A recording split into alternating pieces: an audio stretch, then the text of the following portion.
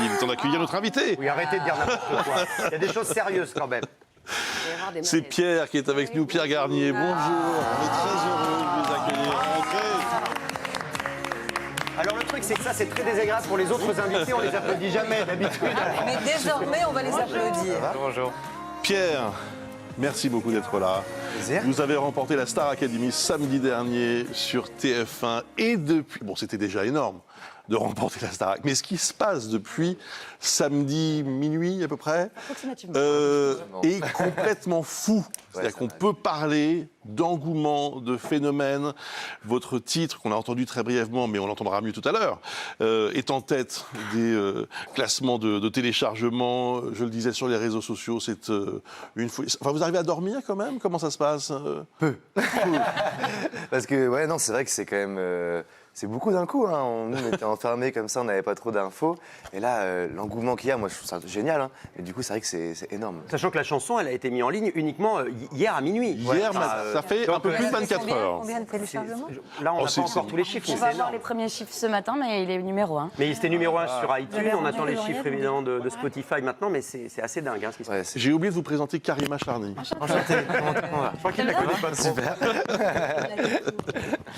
Bien, Pierre, on vous connaît donc depuis le début de cette aventure de la Star Academy, mais il y a encore beaucoup de gens qui ne connaissent pas certains aspects de votre vie. Et Hélène Manarino, qui est avec nous, va dresser votre portrait ce matin. Oui, bonjour Pierre Garnier. Bonjour. N'hésitez pas à réagir en tout cas. Ok. Je suis là pour dévoiler certaines choses que l'on ne connaît pas encore de vous. Alors, cher chouchou, Pierrot, la musique, l'essence même de votre vie. Et depuis toujours, à l'âge de 3 ans, vous regardiez le DVD de Led Zeppelin en boucle, torse nu, avec un ballet en guise de guitare. C'est vrai. Il n'a pas changé. Vous n'avez pas changé. Alors ce matin, je vous propose, tiens, de faire la mélodie de votre vie. On va essayer modestement ensemble de faire le plus beau titre. Les premières notes, l'enfance, le tempo était donné, musique ou rien, toujours un instrument dans les mains. Regardez, j'ai pu récupérer quelques photos de vous. Voilà, vous voyez Pierre, bébé. Et votre première jolie note, c'était encore à l'âge de 3 ans. Un groupe de jazz manouche jouait dans votre ville. Vous êtes resté assis sans bouger à observer chaque détail des instruments de 22h à 1h du matin à 3 ans. Tous les autres enfants, eux, couraient partout. Et vous avez créé votre propre éveil musical. Les habitants en parlent encore d'ailleurs de ce moment. Pierre Petit, vous aviez évidemment d'autres harmonies autour de vous, les dessins animés. Vous étiez fan d'Albator, mais aussi de Choupi. Bien renseigné. Problème, Pierre, vous aviez peur du personnage, donc vous en faisiez des cauchemars. Une chambre de petit garçon remplie de châteaux forts à Rennes, et vous attendiez impatiemment chaque soir la voix de votre maman qui vous fredonnait une chanson douce. C'était beaucoup plus simple de vous endormir chez vous, alors qu'en maternelle, vous refusiez de faire la sieste par peur que l'on vous oublie. Comment vous oubliez, Pierre? Oui, impossible. Continuons notre single avec vos propres paroles que vous avez créées très vite. Petit, vous adoriez le pamplemousse, mais vous n'arriviez pas à prononcer le mot. Ça donnait mimimousse. C'est vrai, non, c'est vrai, chouette. totalement. Ça y est, il commence à regretter d'être là. Il y a des gens bavards dans votre famille, visiblement. Ouais, par contre, ouais. Vous savez pas que je ne dévoile pas mes sources. Hein. Ne dites rien, Christophe. Enfant solaire, gentil, sans fausse note, avec un sacré sens de la famille. L'un des plus beaux refrains, votre adolescence. Ado maladroit, d'où votre surnom, Pierre Richard, mais toujours en rythme. Vous étiez fan de Justin Bieber. Ouais. Et au collège, vous aviez même le sweat. Et on va passer sur Oh, même les cheveux. à votre premier duo, Pierre, regardez, c'était avec votre grand-père de cœur, Christian. Vous regardiez ensemble les matchs de foot avec des tonnes de bonbons. Cette photo vous interpelle. Ouais, c'est fou. Pierre, Non, mais c'est vrai, il y a plein de trucs, ok. Pierre, on m'a confié que vous n'étiez pas un grand stressé, sauf avec vous-même, mais sinon toujours à la cool, toujours positif. Vous composez au fur et à mesure. Comme ce jour où vous êtes parti en vacances avec 2 copains en plein été, sans rien réserver, rien préparer, tant de bagages dans le coffre, évidemment, il n'y avait plus d'hôtel, plus rien. Vous avez passé vos vacances à dormir dans la voiture. Ou comme ce jour où vous avez dû dormir sur le paillasson, car votre coloc avait oublié les clés sur la porte. Et oui. En tout cas, après les soirées entre copains, le disque est toujours le même, discussion autour de moules frites au bord de l'eau à Granville. Considéré comme bordélique, vous êtes capable de nettoyer tout d'un coup quand ça vous prend. Mais Pierre, vous ne changez jamais de tonalité. Vous êtes toujours de bonne humeur. Vous aimez flâner dans les fripes. À une certaine époque, vous déplacez en skate. Vous adorez les téléfilms de Noël. Oui, et vous êtes pris de passion récemment pour la country. Très attentif à ce qui se passe autour de vous, vous aimez également tous les ans, lors des fêtes de Noël, déambuler dans votre ville de cette façon. Regardez, avec votre ami Lucas, qui est en mini. Maintenant, on sait que c'est vous. Sacré dossier. Chers téléspectateurs, si vous vous promenez à Noël dans la ville de Pierre, sachez que c'est lui. Pardon, mais ça, c'est pas un Mickey officiel. Hein. C'est pas un vrai, hein, c'est une copie. Pierre, ce qui vous arrive est une évidence. Et oui, vous avez récemment écrit « Le petit Pierre serait fier ». Il l'est, comme toutes celles et ceux qui vous entourent. Vous chantez « Je vais garder le meilleur de ce qu'on était ». Dans votre premier titre, votre public gardera toujours le meilleur de ce que vous avez donné à la Star Academy. Et il est surtout prêt à vivre le meilleur à vos côtés. Merci Bien. Hélène. Oh, elle connaît bien ma vie. Hein. J'étais un peu surpris, j'avoue. Vous êtes né en 2002. Oh là là. Vous êtes un enfant. Pardon, non, ça nous fait bizarre. Ça nous fait bizarre. Cette année-là, la gagnante de la Star Academy, c'était, regardez, Ah ben, souvenez-vous, c'était Nolwenn. Nolwenn Leroy, en effet. Et l'hymne, vous vous souvenez aussi de l'hymne? Oui. Musique. et C'était Paris Latino. musique. Et que Paris chaque... Non, c'était Paris Latino. On peut pas. Ah, il y en a eu deux. il y en a eu deux. Ça a tellement marché qu'il y a eu 2 hymnes cette année-là. Ah bon? Oui. Ça a commencé avec musique de France Gall et après Paris Latino. Tu la Vous chantes. vous souvenez? Que bueno, que rico, que rico. Samedi, vous remportez la finale. C'est un moment fort en émotion, évidemment. Regardez, il était presque minuit sur TF1.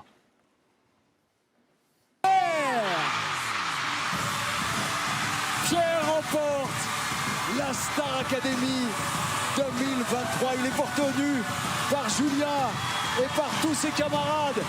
Mais quel moment, quelle séquence et quel parcours! Qu'est-ce qui se passe là À ce moment-là dans la tête là Oh, franchement, c'était un soulagement. Avec le Julien, on avait un gros prime à faire et tout, donc c'était très intense. Et je trouve qu'on l'a bien fait, donc on était très fiers de nous. Et là, bah, c'est vrai que moi, quand il dit mon nom, j'arrive pas vraiment à réaliser, tout le monde me saute dessus. C'est un peu le moment de fiesta, quoi. Et du coup, bah, en fait, on est juste tous contents d'avoir fini cette aventure. Mais vous dites, j'ai fait un gros prime. C'est ça qui est impressionnant, dont le public ne se rend pas toujours compte. C'est qu'à un moment donné, vous étiez deux, toute l'émission reposée Ouais, sur vous. oui, Donc c'est c'est ça. un boulot, en fait. Ah, C'est un mais vrai travail que vous avez à totalement. fournir, au-delà du jeu et de savoir qui va gagner. Bien sûr, oui, on avait à peu près une douzaine de chansons chacun. Énorme. Non, mais ouais, c'est en 2 jours, du coup, à apprendre tout ça pour le prime de finale, c'est vrai que c'est très intense. Et du coup, c'est pour ça que forcément la victoire ou la compétition n'était pas forcément là, parce qu'on voulait réussir à que chacun À faire le spectacle. Alors, C'est ça, à faire le spectacle. À faire je un bon parle sous le prime. contrôle de Karima, l'un des moments forts de la soirée, ce duo. Regardez avec Elena.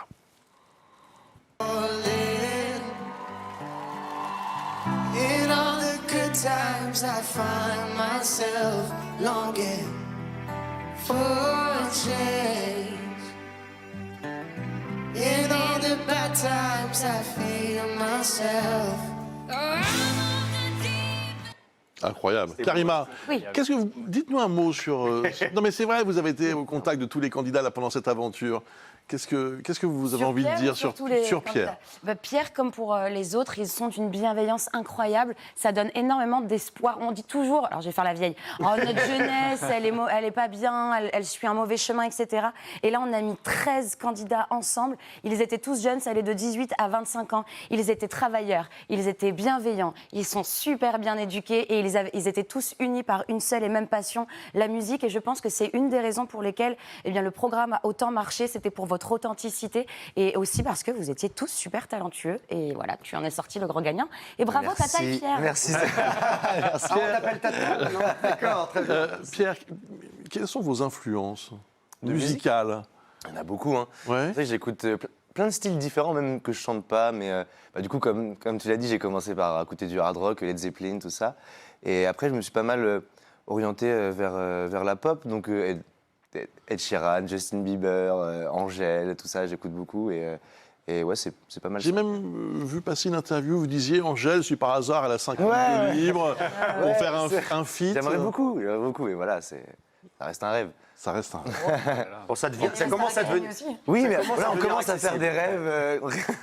Vincent, Oui, écoutez, on entend souvent parler des effets de la musique sur la santé, notamment Nolwenn Leroy en 2004 a vu ses ventes exploser aux États-Unis au niveau des albums parce qu'un neurochirurgien a fait une étude et a montré que la musique avait des effets positifs sur ses patients bien meilleurs que la musique de Mozart.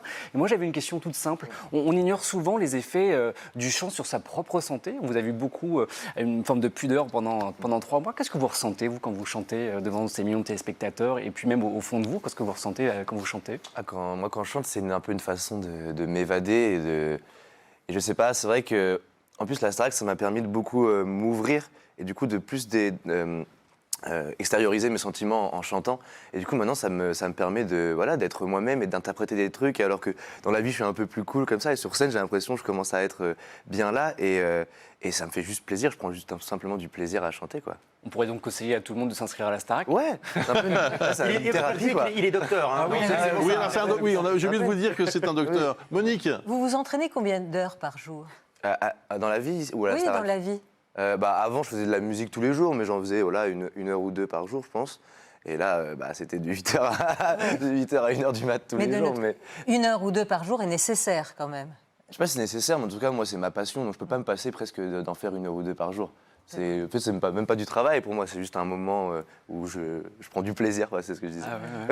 Christophe. Alors, dans le phénomène Pierre, il y a aussi un phénomène sur les réseaux sociaux. C'est quand même impressionnant de voir que, ça y est, il vient de dépasser le 1 million d'abonnés sur Instagram, sachant que beaucoup d'artistes qui existent depuis une vingtaine d'années ne l'ont pas encore, ce million. Je suis désolé, mais il est passé devant Jennifer, première gagnante de la Star Academy il y a 21 ans. Vous avez 100 000 de followers, comme on dit, de plus. Et en fait, vous étiez déjà présent sur les réseaux sociaux avant. On va regarder quelques petites images parce que vous aviez créé votre page Instagram pour partager un certain nombre de choses. On va regarder justement à quoi ça ressemble. Voilà. Let's fall in love for the night and forget in the morning. J'adore écrire des chansons, mais j'ai beaucoup de mal à trouver un thème. I had a dream. I got everything I wanted. Que bonito, bonito. Voilà, en fait, vous étiez en quelque sorte déjà une sorte d'influenceur musical. Vous parliez avec le micro en disant « Alors, vous avez une idée pour un thème de chanson ?» Vous publiez des vidéos. Déjà, dans cette envie-là, on sentait le gars qui voulait devenir un professionnel. Ouais, j'ai essayé. C'est vrai que l'audience était beaucoup plus minime. Hein. Il y avait 600 personnes qui me suivaient. Mais Maintenant, les vidéos ont été vues depuis. Hein. Oui, j'ai vu ça. Mais ouais, non, moi j'ai toujours aimé faire des contenus déjà musicaux. Et aussi, du coup, là, je m'entraînais un peu à la vidéo, faire des trucs différents.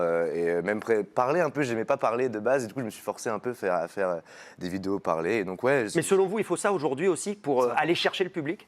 C'est important d'être là et de proposer des trucs différents un peu partout. Moi, je pense que c'est important sur les réseaux en plus. De ouf. Hélène.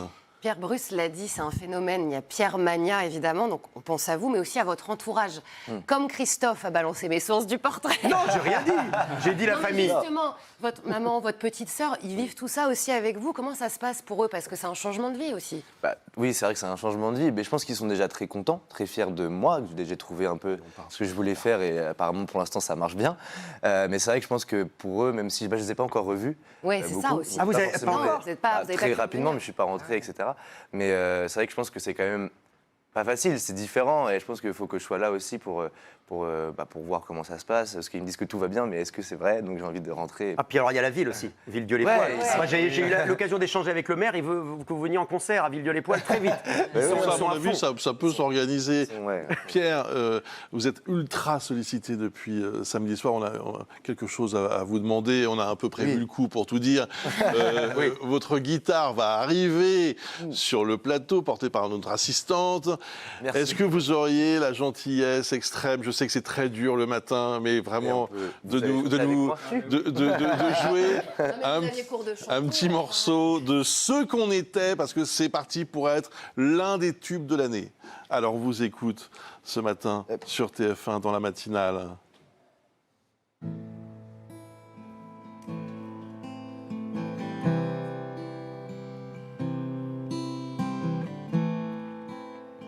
Je sais ce que tu vas dire, que c'est pas à cause de moi, mais t'es prête à partir, et tout est rangé déjà. Y a plus que des affaires à moi.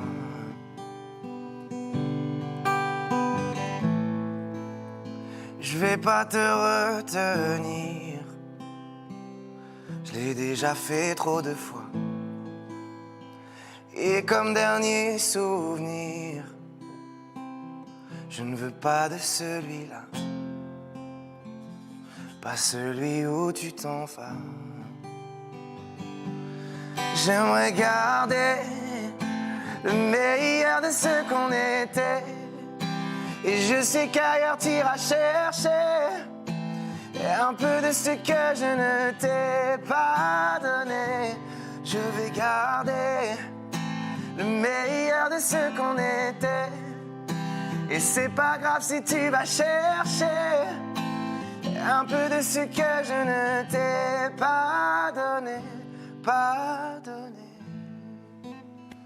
Bravo.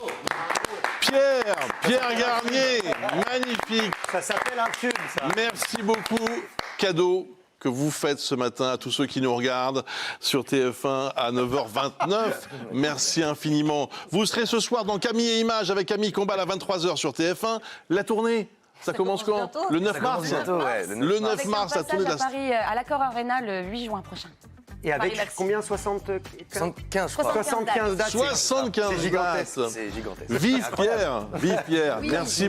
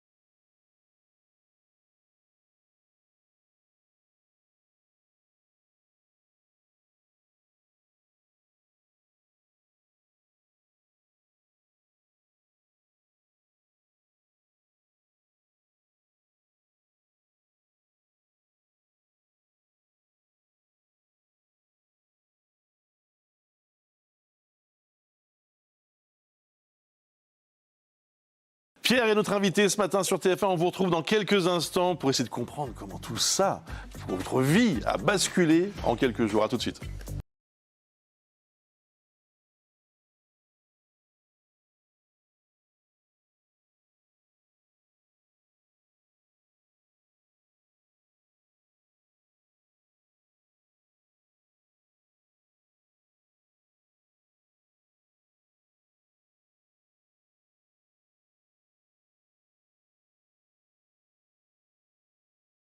Le phénomène Pierre Garnier est avec nous ce matin parce qu'on le disait, ce n'est pas seulement la victoire à la Star Academy, ce qui est déjà quand même considérable, c'est aussi tout ce qui se passe depuis avec en effet des chiffres qui s'envolent pour votre premier single qu'on écoutera dans quelques instants.